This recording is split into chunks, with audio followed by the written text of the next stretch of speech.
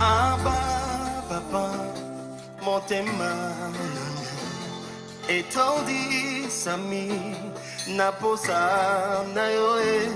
Abba, papa, molimo nanga ezo ganga koluka yoe nana koti kateo kotambole na yo. Osambo te manangai kolanda yoe nana kolembateo kungumba mela yo tina bomo idange.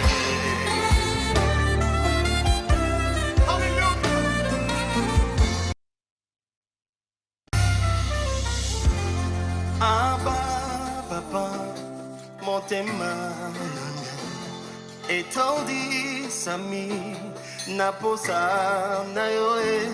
Abba papa molimo nanga ezo ganga koluka yoe nana koti kateo kotambole na yo. Osambo te manangai kolanda yoe nana kolembateo kungumba mela yo tina bomo idange.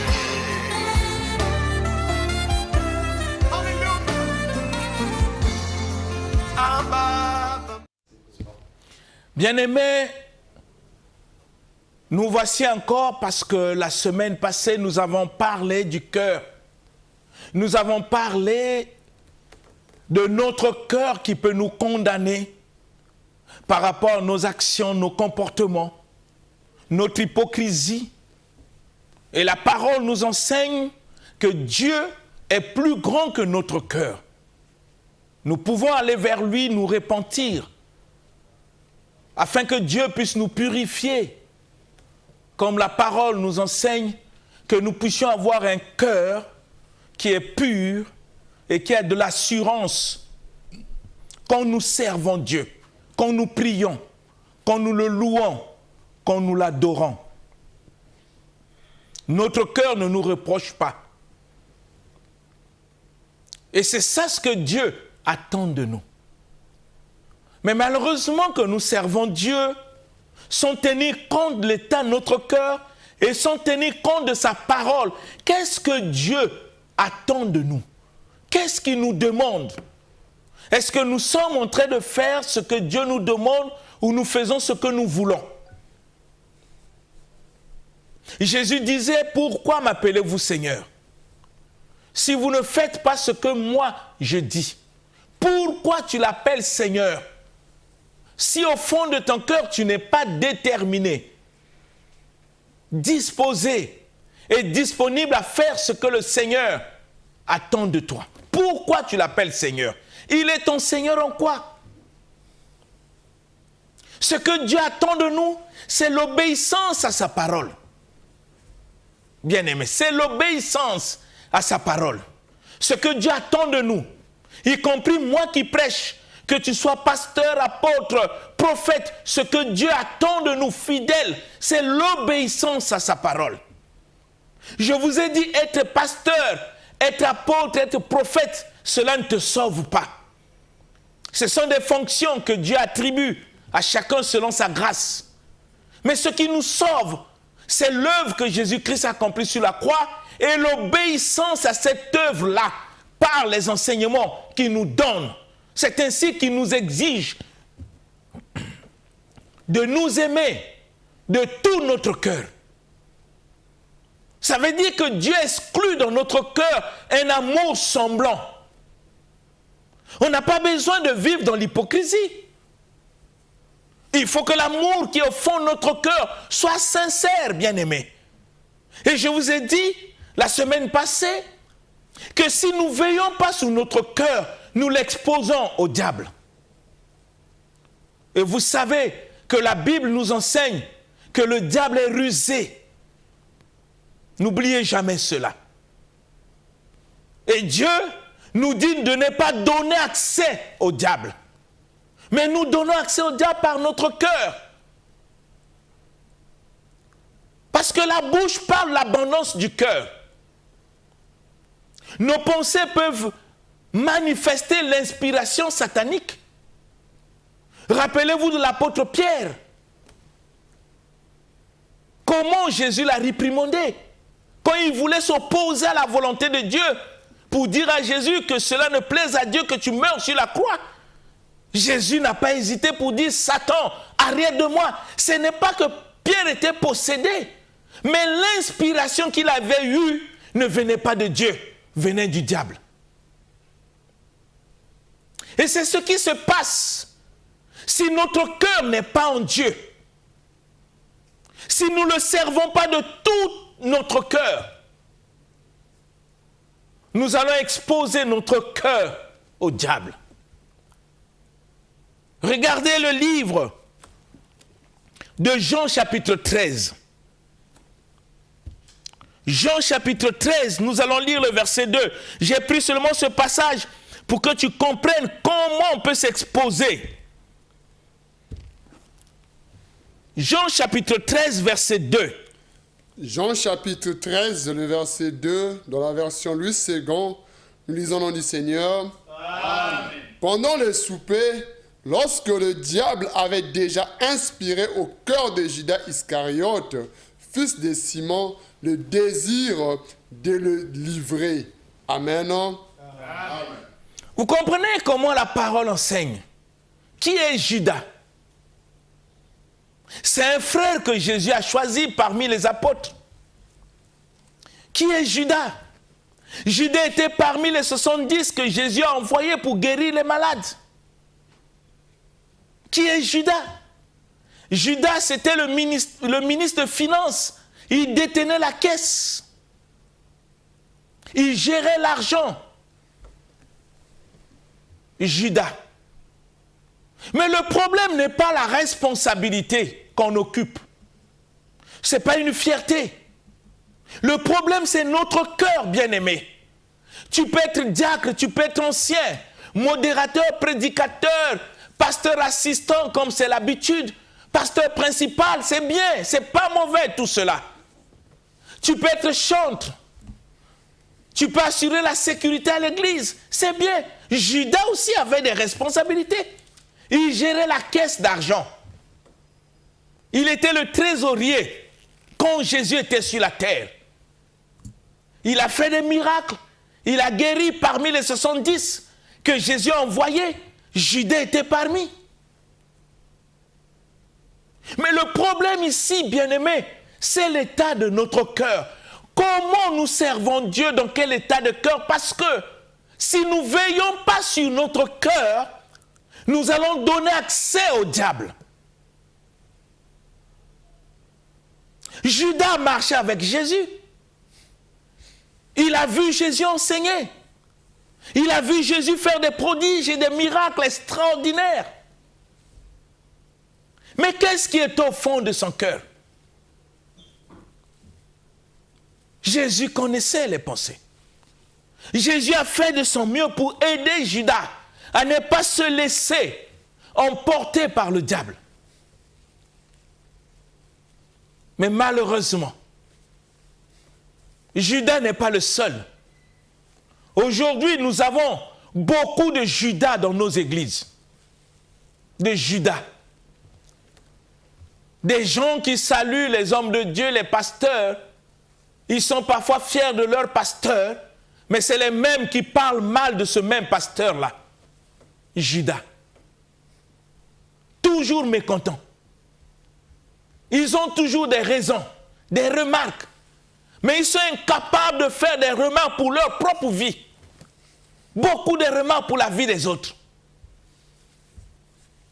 Des Judas, nous l'avons dans nos églises. Des gens qui ne cessent de parler mal des serviteurs de Dieu. Toujours des plans machiavéliques, inspirés par le diable, parce que leur cœur n'est pas en Jésus. Parce que le Seigneur est clair, il dit, ceux qui sont entre mes mains, personne ne peut les ravir. Mais si on n'est pas entre ses mains, à cause de l'état de notre cœur, personne ne peut lire ton cœur. Les gens te lisent que par l'extérieur. Mais le fond de ton cœur, il n'y a que Dieu qui le lit. Parce que le Seigneur sonde les cœurs et les reins. C'est à cause de cela que nous devons avoir la crainte de Dieu et non la peur des hommes. Judas, il faisait semblant d'être dans le ministère de Jésus. Tantôt il est avec Jésus, tantôt il a des groupes de gens en train de parler mal de Jésus, de chercher des voies et moyens, comment faire tomber Jésus, comment faire pour le tuer, pour l'arrêter. Et après, quand il vient devant Jésus, il fait semblant. Judas. Tout cela vient du fond du cœur, bien-aimé. C'est le cœur. Quand le cœur est mauvais, même les actions que nous posons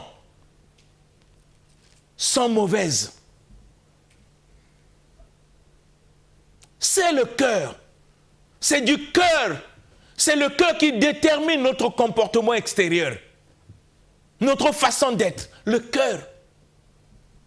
Bien-aimé, toi qui me suis, prends le problème de ton cœur au sérieux. Le diable passera par ton cœur pour te détruire.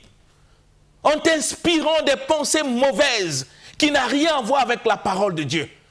Ça n'a pas commencé à notre temps, c'est depuis le jardin d'Éden.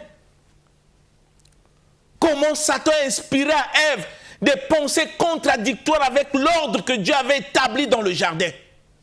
Et il les a poussés à violer la loi de Dieu. C'est ainsi que le péché est la violation de la loi de Dieu. Et le Seigneur les a chassés. Pourquoi? Mais parce qu'ils ont laissé leur cœur accepter ce qui ne devait pas.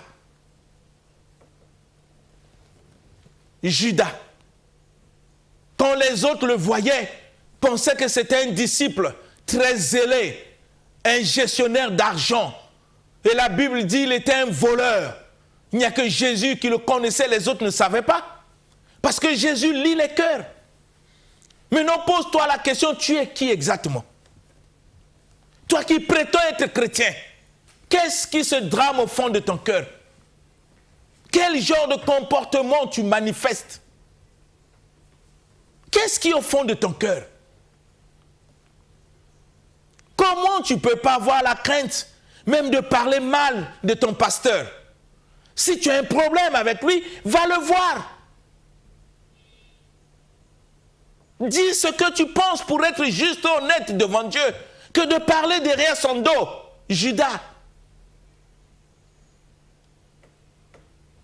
Est-ce que Dieu t'a appelé à venir à l'église pour manifester tel comportement? Tu sers qui? Vraiment, est-ce que tu viens pour servir Dieu? Et c'est comme ça que tu dois le servir. Judas était avec le Seigneur. Et le soir, il est avec les pharisiens. C'est comme aujourd'hui dans nos églises. Les gens forment des petits groupes, des amitiés entre eux. Mais des amitiés sataniques, non dans le but de se édifier, mais dans le but toujours de voir le mal chez les autres. Et tu fais partie de ces groupes. Tu sers qui exactement? Tu n'as pas de la peine à parler mal des frères derrière leur dos. Et quand tu viens à l'église, tu les vois, tu les salues aux frères, que Dieu te bénisse. Hypocrite. C'est l'état de ton cœur. Non, je te dis ces choses pour que tu changes, que Dieu change nos cœurs, pour qu'on soit vrai, bien-aimé. Rappelle-toi de la mort de Jésus sur la croix. Rappelle-toi de cet amour qu'il a sacrifié sa vie. Et c'est comme ça que tu le repens. Quand tu te comportes comme ça, tu ne vois pas que tu foules au pied l'œuvre de la croix. Tu foules au pied la grâce que Dieu t'a faite d'être chrétien. Comme disait l'apôtre Paul, ne prenez pas la grâce de Dieu en vain. Bien-aimé, ça vient du fond de ton cœur. Veille sur ton cœur. Ne laisse pas un frère, une sœur que tu as trouvé dans l'église, que vous n'êtes pas des camarades dans le monde. Tu ne connais pas ce frère. Tu ne connais pas le fond de son cœur. Tu ne sais pas ce qui l'amène à l'église. Au moins toi, tu sais pourquoi tu viens. Bien-aimé, fais des efforts pour être la parole. Parce que tes jours sur la terre, tu ne sais pas le nombre qui te reste à vivre. Bien-aimé, ne t'amuse pas avec des questions de vie. Ne t'amuse pas. Ne perds pas ton temps dans des futilités. Ne te laisse pas être assujetti par quoi que ce soit. Détermine-toi. Tu ne viens pas à l'église pour accompagner quelqu'un. Tu viens pour servir Dieu avec ton cœur et obéir à sa parole, faire tout ce qu'il te demande. Afin de crucifier ta chair. Que tu sois un modèle, un exemple auquel Jésus tout le temps il est glorifié. Que Dieu puisse parler de toi comme il a parlé de Job. Que d'aller faire des camarades avec des frères et sœurs que tu ne connais pas leur motivation, même si tu connais pourquoi tu les accompagnes dans les bêtises. Je ne peux pas rester avec des frères et sœurs dont leur vie c'est seulement parler sur des défauts des autres. Pourquoi ils ne parlent pas de leurs propres défauts? Mais c'est le cœur. Judas. Jésus a attiré son attention de plusieurs manières. Mais comme son cœur était mauvais, c'est ainsi que la parole nous dit ici, tel que nous venons de lire dans le livre de Jean 13, 2.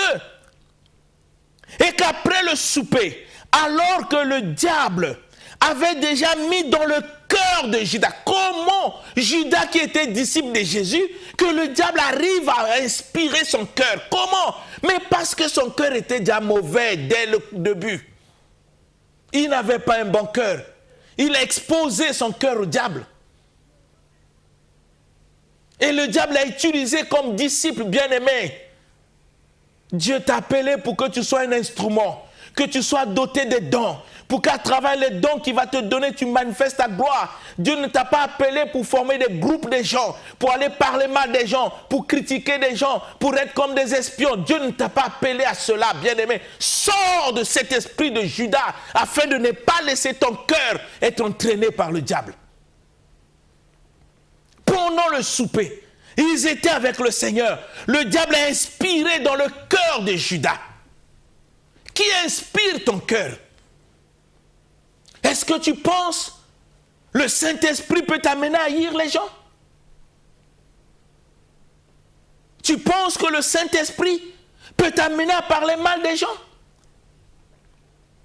Tu penses que le Saint-Esprit peut t'amener à critiquer les gens? Tandis que la parole de Dieu nous dit, le rapporteur divise. Tu penses ça?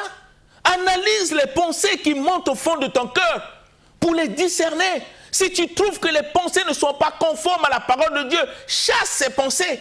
Dis, Satan, arrière de moi. Le Seigneur dit, mieux vaut l'obéissance. Bien-aimé, Judas, quelle fin de vie tragique. Celui qui a reçu la grâce de Dieu. Parmi des milliers de personnes à Jérusalem, Dieu a baissé ses regards vers Judas malgré ses défauts, malgré ce qu'il était, pour dans le but de le transformer. Judas n'a pas saisi la grâce, il a laissé son cœur grandement ouvert et le diable l'a utilisé. Non. Pendant le souper, le diable a inspiré dans le cœur de Judas, d'Iscariote, fils d'un homme, de livrer Jésus. De livrer Jésus. Combien de nous livrons Jésus par nos comportements au diable? Rappelez-vous, si nous ne nous comportons pas comme le Seigneur le veut, Jésus avait dit à ces personnes, vous avez pour père le diable, parce que vous faites la volonté du diable. Ce n'est pas que le diable a connu leur maman pour les mettre au monde, non, c'est par le comportement, c'est l'état de cœur, bien-aimé. Veille sur ton cœur. Tout vient du cœur. Les actes que nous posons extérieurement viennent du fond de notre cœur. Deviens chrétien. Parce que Dieu t'a appelé. Ce n'est pas parce que tu es meilleur, c'est une grâce. Dans ta famille, il n'y a pas des gens qui prient.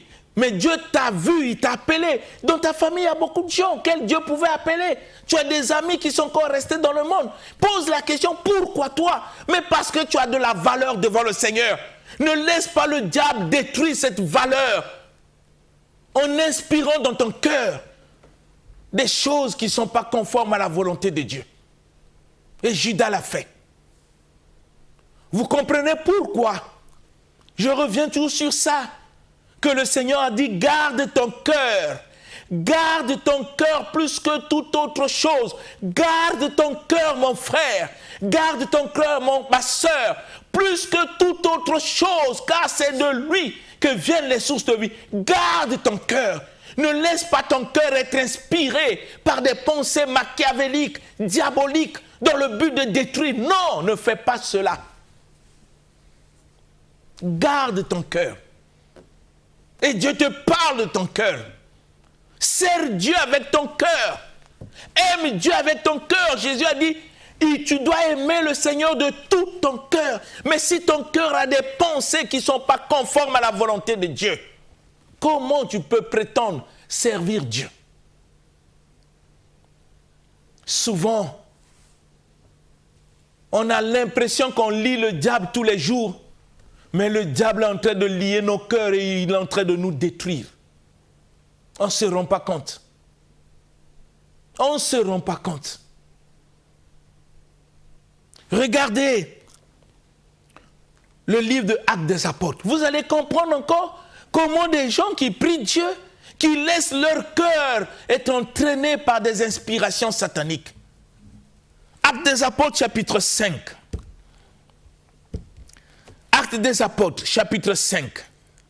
Actes des Apôtres, chapitre 5. Nous allons lire le verset 3 à 4. Du verset 3 au verset 4, nous lisons au nom du Seigneur. Amen. Pierre lui dit, Ananias, pourquoi Satan a-t-il rempli ton cœur au point que tu montes au Saint-Esprit et que tu aies retenu une partie du prix du champ? Si tu n'a été vendu, ne te restait-il pas? Et après qu'il a été vendu, le prix n'a-t-il pas été à ta disposition? Comment as-tu pu mettre en ton cœur un pareil dessein? Ce n'est pas à des hommes que tu as menti, mais à Dieu. Amen. Amen. C'est extraordinaire. Nous venons de voir Judas qui était à côté de Jésus, qui a laissé son cœur ouvert et le diable l'a inspiré pour livrer le Seigneur. Et vous savez, Jésus avait dit à Judas, ce que tu as à faire, fais-le. Si on avait le temps, je devais vous enseigner là pour que vous compreniez beaucoup de choses. Mais là, nous sommes dans le livre de Actes, même chose. Ananias et Saphira, des chrétiens très merveilleux. Ils ont servi le Seigneur, ils servaient le Seigneur. Et à un certain moment, ils ont fait un vœu, ils ont pris une décision. Parce qu'à l'église, il y avait un besoin d'argent. Le mari a décidé de vendre ses terrains afin d'apporter tout l'argent à l'église pour qu'on puisse résoudre un problème. Il en avait beaucoup. Il a vendu. Au moment où il a eu l'argent, mais Satan est venu l'inspirer de ne pas accomplir ce qu'il a décidé au fond de son cœur. Et tout le drame part de là. Et ils sont venus voir l'apôtre Pierre étant que serviteur de Dieu. Vous ne pouvez pas imaginer combien de chrétiens mentent aux hommes de Dieu. Combien de chrétiens mentent. Ils pensent qu'il le fait à un homme. Mais ils ne savent pas que c'est à Dieu. Bien-aimé, quand tu es devant un homme de Dieu, si tu ne veux pas dire la vérité, ne dis rien. Mais si tu veux parler, dis la vérité. Il ne faut pas s'amuser. Ananias est venu devant Pierre. Ils ont menti. Après avoir fait un vœu, Pierre leur demande, est-ce que c'est tout ce que vous avez vendu? C'est tout l'argent?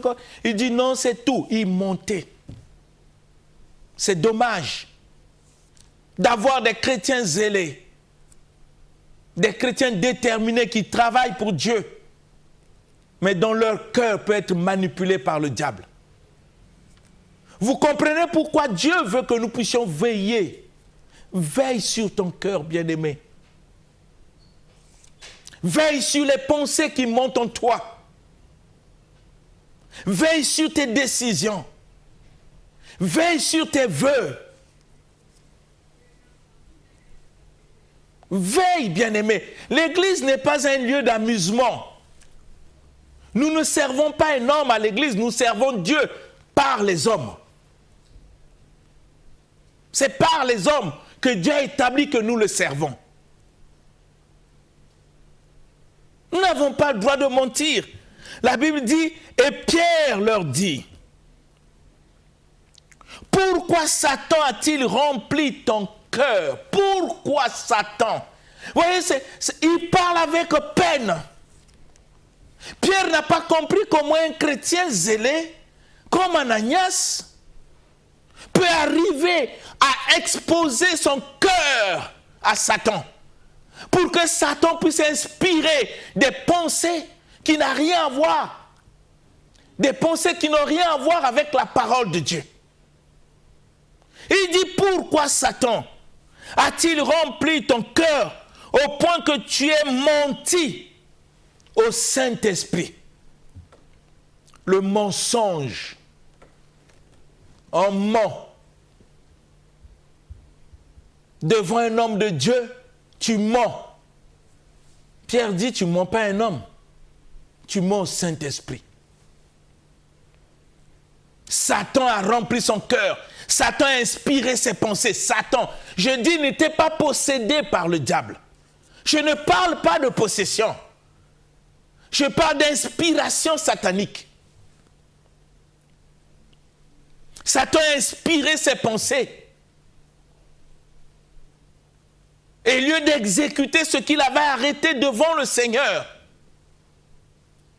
non, il a préféré exécuter ce que Satan a mis dans son cœur. Il a menti. N'oubliez pas que la parole nous dit, le père du mensonge, c'est le diable. Et le diable ne se tient pas dans la vérité. Il est menteur dès le commencement. Et il est le père du mensonge.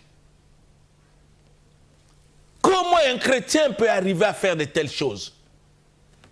Laisser son cœur être inspiré par le diable, au point de détourner le peu que tu avais arrêté. Le champ t'appartenait. Tu étais libre de prendre un vœu, de ne pas le faire. Dieu ne te force pas. Mais dès que l'engagement est là, le Seigneur dit, il ne faut jamais prendre un engagement sacré à la légère. Combien de chrétiens ont fait des vœux? Combien ne l'ont pas exécuté? Pourquoi le diable peut rentrer dans votre cœur et vous empêcher à faire exactement ce que vous avez décidé comme vœu devant Dieu? Combien? Et tu t'en soucies pas de cela. Ça te fait ni froid ni chaud. Tu vis comme si rien n'était. Est-ce que tu es sérieux? Et l'apôtre Pierre continue. C'était ton champ, tu pouvais le vendre, garder ton argent comme tu veux. Comment as-tu pu mettre dans ton cœur un pareil dessein, pareille pensée? Comment il se demande comment un chrétien qui sert Dieu longtemps peut mettre dans son cœur de telles pensées. Même l'apôtre Pierre s'étonne. Ce n'est pas possible.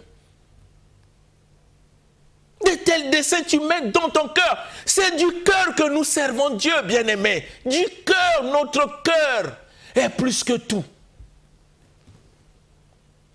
L'apôtre Pierre se tourne et dit, comment, Ananias, comment tu sers Dieu longtemps? Comment tu as pu laisser ton cœur avoir de tels desseins, de telles pensées? Comment? Ça dit que l'apôtre Pierre se pose la question, mais qu'est-ce qui s'est passé, Ananias? Pas toi.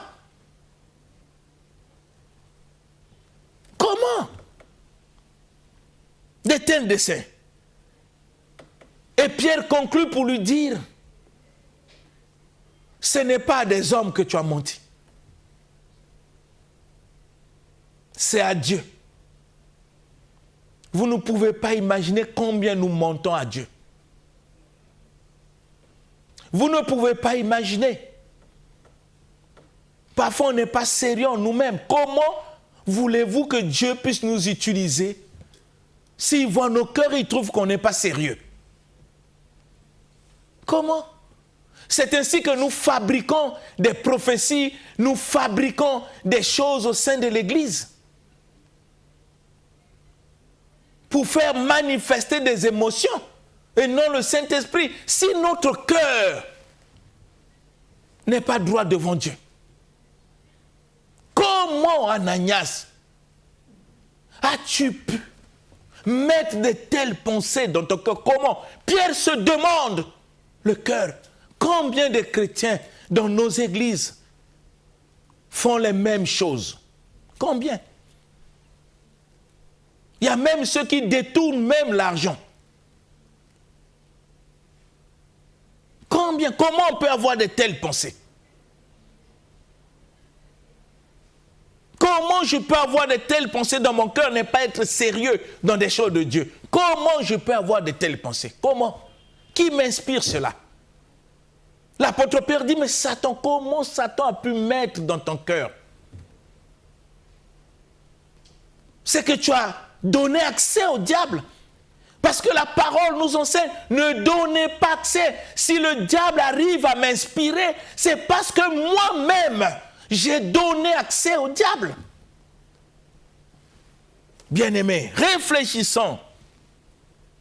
Dans le livre de Genèse, chapitre 8, le verset 20 au verset 21. Genèse chapitre 8. Verset 20 au verset 21. Du verset 20 au verset 21, nous lisons le nom du Seigneur. Amen.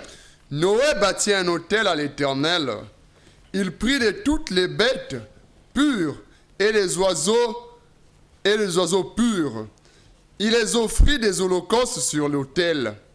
L'Éternel sentit une odeur agréable et l'Éternel dit en son cœur, je ne maudirai plus la terre à cause de l'homme, parce que les pensées du cœur de l'homme sont mauvaises dès sa jeunesse. Et je ne frapperai plus tout ce qui est vivant comme je l'ai fait. Amen. Amen. Noé a offert l'offrande avec son cœur. Dieu a pris une décision de ne plus frapper la terre du déluge. Pourquoi?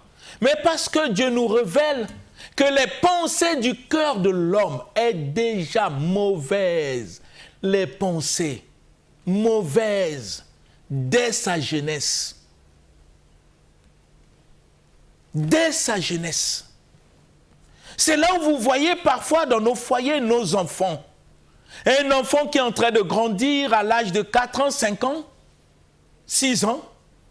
Nous constatons que les pensées du cœur de l'enfant se manifestent dans des comportements négatifs. Les parents aujourd'hui deviennent impuissants pour corriger les enfants.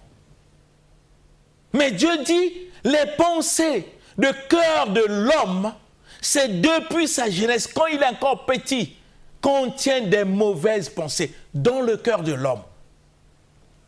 Apprenons à corriger nos enfants. Apprenons à veiller sur ce qui sort de la bouche de nos enfants.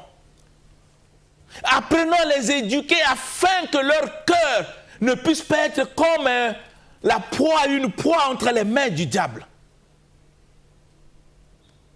Si nous négligeons, un enfant qui injurie son père, un enfant qui injurie sa mère, un enfant qui discute avec sa mère comme si sa mère était sa rivale, vous pensez que c'est ça ce qui est juste? C'est quelle éducation nous donnons à nos enfants? C'est quel comportement? Puisque le cœur de l'homme, depuis sa jeunesse, Dieu dit, contient des mauvaises pensées. Le cœur est mauvais. Et Dieu est mort sur la croix pour transformer le cœur. Jésus disait, on connaît l'arbre par ses fruits. L'homme bon tire du bon trésor de son cœur des bonnes choses. Mais l'homme mauvais tire de son mauvais trésor des mauvaises choses. Bien-aimé, je veux que tu veilles sur le cœur. C'est quelque chose d'important, le cœur. Veille sur ton cœur, bien-aimé. Ne laisse pas ton cœur être inspiré par quoi que ce soit. Ne laisse pas tes amis qui viennent te dire des choses afin de perturber ton cœur. Non, reste dans la parole du Seigneur. Veille sur la parole. Veille sur ton cœur. Efforce-toi à obéir à ce que Dieu attend de toi. Comme Jésus a dit, ne vous bornez pas à écouter, mettez en pratique la parole que vous écoutez. Mettez en pratique, bien-aimé. Je veux que tu commences à prier pour ton cœur. Regarde l'état de ton cœur. Au niveau de ta famille, comment est l'état de ton cœur? Au niveau du travail, comment est l'état de ton cœur? À l'école, comment est l'état de ton cœur? À l'église, comment est l'état de ton cœur? Es-tu fier avec cet état de cœur que tu as de dire aux gens que tu es chrétien? Ou tu ne comprends pas ce que ça veut dire être chrétien? Le chrétien n'est pas seulement un mot, mais c'est une vie. C'est un comportement, une conduite qui manifeste la vie de Christ et ton modèle pour nous. Es-tu fier ou tu mens en disant aux gens que tu es chrétien, mais au fond de ton cœur, tu n'as rien de chrétien au fond de ton cœur.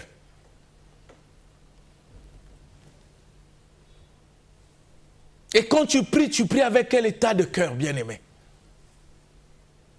Avec quel état de cœur tu pries? Si tu peux laisser ton cœur être exposé entre les mains du diable, si tu donnes accès au diable à ton cœur pour t'inspirer des choses qui ne sont pas conformes, mais c'est ce qui bloque ton évolution spirituelle. Comment tu peux chercher à évoluer spirituellement, être une femme de prière, un homme de prière, quelqu'un engagé, si ton cœur en amont garde encore de la saleté?